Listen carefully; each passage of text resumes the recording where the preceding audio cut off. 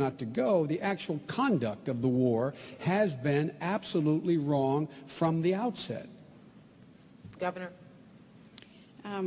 I beg to disagree with you again here on whether you support Barack Obama or John McCain's strategies. Here again, you can say what you want to say a month out before people are asked to vote on this, but we listen to the debates. I think tomorrow morning, the pundits are going to start doing the who said what at what time, and we'll have proof of some of this. But again, John McCain, who knows how to win a war, who's been there, and he's faced challenges, and he knows what evil is, and he knows what it takes to overcome the challenges here with our military. He knows to learn from the mistakes, from the blunders that we have seen in the war in Iraq especially. He will know how to implement the strategies, working with our commanders, though, and listening to what they have to say, taking the politics out of these war issues. He'll know how to win a war.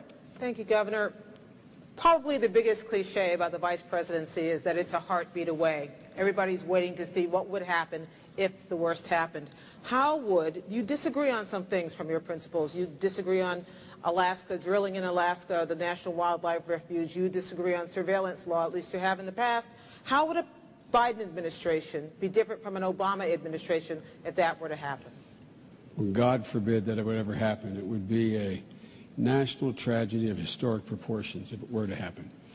But if it did, I would carry out Barack Obama's policies, his policies of reinstating the middle class, making sure that they get a fair break, making sure that they have access to affordable health insurance, making sure they get serious tax breaks, making sure that we can help their children to get to college, making sure we have an energy policy that leads us in the direction of not only toward independence and a cleaner environment, but an energy policy that creates 5 million new jobs, a foreign policy that ends this war in Iraq, a foreign policy that goes after the one mission the American public gave the president after 9/11, to get and capture or kill bin Laden and to eliminate al-Qaeda.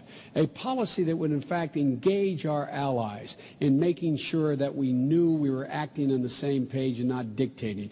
And a policy that would reject the Bush doctrine of preemption and regime change and replace it with a doctrine of prevention and cooperation. And ladies and gentlemen, this is the biggest ticket item that we have in this election. This is the most important election you will ever have voted in, any of you, since 1932. And where such stark differences, I would follow through on Barack's policies because, in essence, I agree with every major initiative he is suggesting. Governor. And heaven forbid, yes, that would ever happen, no matter how this ends up, that would ever happen with either party. As for disagreeing with John McCain and how our administration would work, what do you expect? A team of mavericks. Of course, we're not going to agree 100% on everything, and as we discuss Anwar there, at least we can agree to disagree on that one, and I'm going to keep pushing him on Anwar, though. I have so appreciated that he has never asked me to check my opinions at the door, and he wants deliberative debate and healthy debate so that we can make good policy. What I would do also, if that were to ever happen, though, is to continue the good work that he is so committed to, and that's putting government back on the side of the people and get rid of the greed and the corruption on Wall Street and in Washington.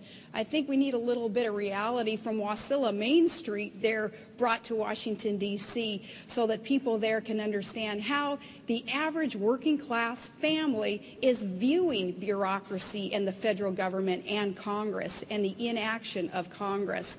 Just everyday working class Americans saying, government, just get out of my way if you're going to do any harm and mandate more things on me and take more of my money and income tax and business taxes.